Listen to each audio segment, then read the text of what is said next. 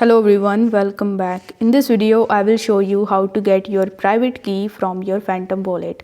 So in order to do it, you first need to launch your Phantom wallet mobile application and then tap on your profile icon in the top left hand corner of the screen.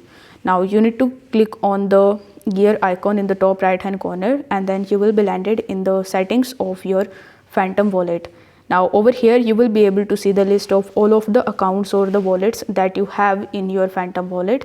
So currently I have only one account, that's why it is showing me account 1. So if you have multiple accounts of yours, so you need to select that particular account, the private key of which you want to get.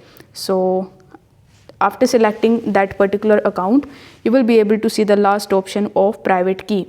So you need to tap on this option and it will show you some of the instructions before actually showing you the private key. So these are the instructions that you need to keep in mind. So it will give you the instruction that your private key is the only way to recover your wallet, and do not let anyone see your private key and never share your private key with anyone else. So here you just have to simply check the box that I have read all of the information here and press continue in the bottom. On the next page, you will be able to see your private key, which you need to copy, and you can use that key in order to log in into your Phantom wallet ever again.